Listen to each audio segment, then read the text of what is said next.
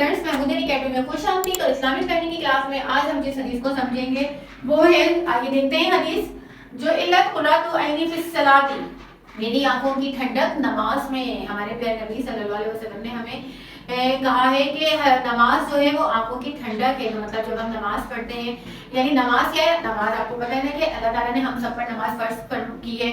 और जब मतलब क़यामत के दिन भी सबसे पहला सवाल अल्लाह ताला हमसे नमाज के बारे में करेगा।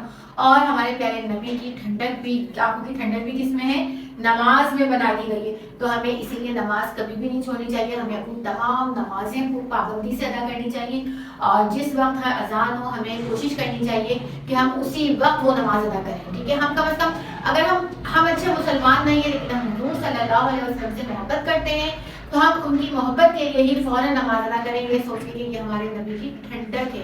हमारे नबी ने कहा है कि नमाज जो है आंखों की ठंडक है उनकी, तो इसीलिए हमें नमाज पाबंदी से अदा करनी चाहिए। और इसके अलावा अल्लाह ताला ने भी कहा है कि नमाज फर्ज है हर मुसलमान पर, तो इसलिए फौरन नमाज अदा करें। कभी भी कोशिश ना करें कि हम अब नमाज बाद में पढ़ेंगे या कुछ देर बाद पढ़ेंगे। इससे क्या होता है, इससे हमारी जो है आदत ये हो जाती है कि हम जब वक्त आता है तो हम नमाज अदा नहीं कर पाते और फिर इस तरह हमारा वक्त निकल जाता है।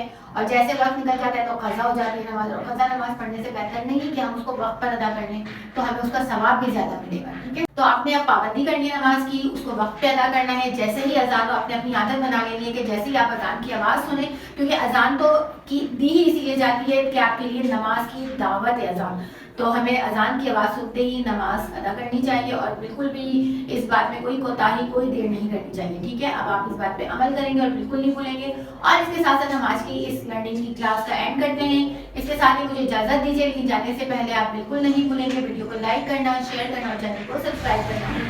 इसके साथ साथ अपना बहुत सारा ख्याल रखिएगा। इजाज़त दीजिए मुझे, अल्लाह हाफ़िज़।